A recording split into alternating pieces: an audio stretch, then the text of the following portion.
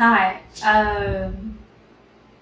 Just to preface this video, I am going to be making an enclosure for my 5th tarantula that's coming in on Thursday. It's a Brachypelma klaasi, Mexican pink beauty. It's the only Brachypelma species in the genus that does not have red. It is a black and pink tarantula. You really can't beat that.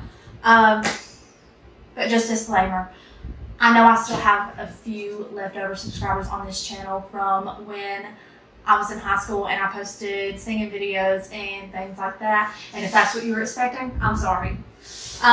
This is what I do now. Obviously this is my first YouTube video, but it's not my first tarantula. It's not my first enclosure.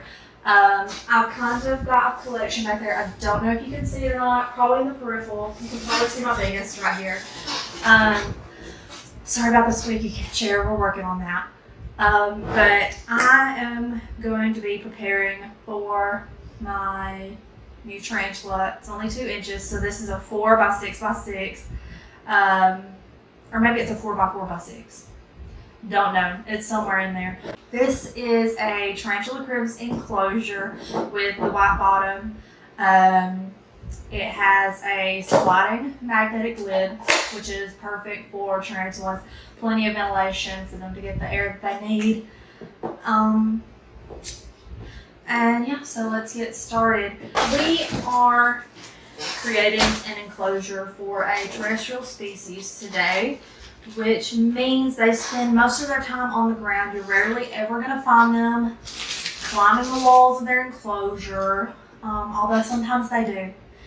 Sometimes they just do that. So we need plenty of dirt. I like jungle mix. Sometimes I mix cocoa fiber into my enclosures, but I'm not going to be doing that today. I'm just going to go with straight jungle mix.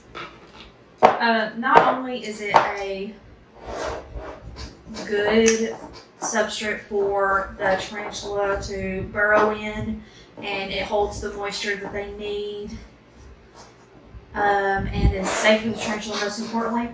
It's pretty. It has this really rich color, which looks really great with tarantulas like the klaasi that have prominent colors. So the colors are really going to pop against the soil. So we just want to get it in there nice and thick, pat it down, get it sturdy for the tarantula, because this is most likely going to burrow because it's a juvie. Juveniles and slings are more likely to burrow than an adult because they are afraid to be on the surface. They prefer to be underground for most of their adolescence.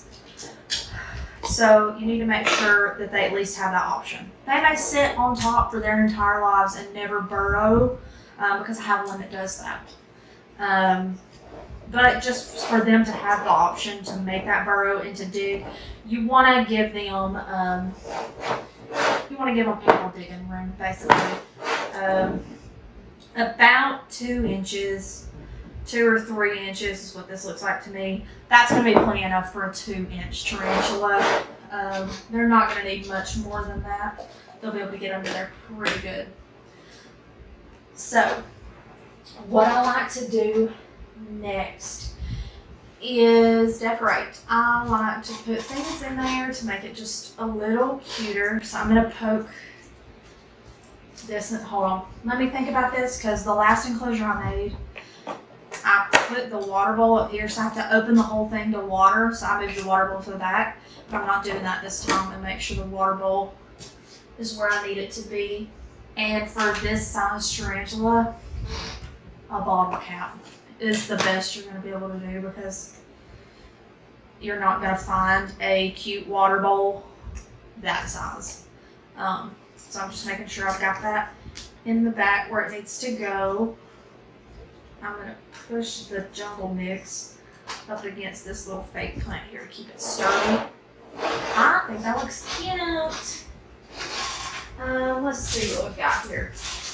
I've got green sphagnum moss.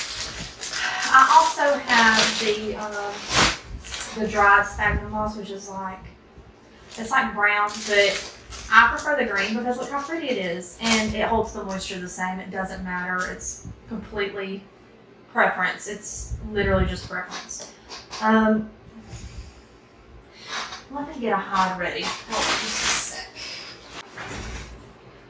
For a tarantula this size, this is going to be good enough to at least start a burrow. So I'm just going to kind of poke that in there and dig out a hole.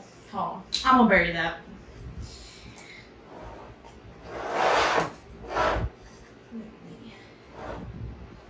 Take out a hole here. Get the sphagnum moss and the lid.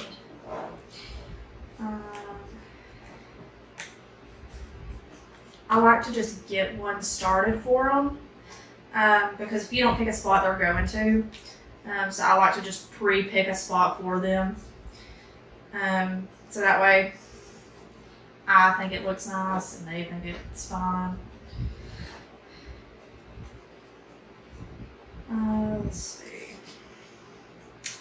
That looks about good. And they're going to dig as much as they want to in there, so no need to worry about that. Okay, so I started that little burrow for him or her. This is going to be an unsexed specimen, so I won't be able to tell if it's a boy or a girl until they're much larger than they are now. So for now, it will be it, or they.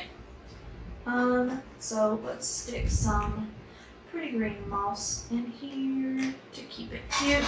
And then we are going to add some leaf litter. This is mostly aesthetic reasons too. But it also gives it that natural sort of feel. So you're just going to grab your bag of leaf litter, take a leaf, crunch it up, and drop her in there.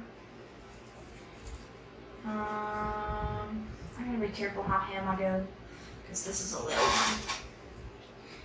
I keep forgetting how small this is. This is definitely going to be my smallest tarantula for now because my others are ranging from 3 to 5 inches. So let's see. What do we think of that? I think it's precious. And let's check out that lid. It looks good to me. So let's pat it down a little more. Get a little humidity going in there. I won't be receiving the tarantula until Thursday. This is Friday. I'm just prepping. I had the time to build an enclosure today, and I had the want to. So I just went ahead and did it today because I prefer to do it at least the day before because I don't want to be building the enclosure while the tarantula is sitting in a cup in a box. When as soon as I can get it, I can just open it up and pop it in here. I'm very excited to receive my tarantula Thursday. This is a species that I've been looking for a while. They're really hard to find because they're so pretty. But I found one and I ordered it. But anyway, this is what we came up with. Thanks for hanging around checking it out. I'm really excited. Yeah. Thank you. Bye.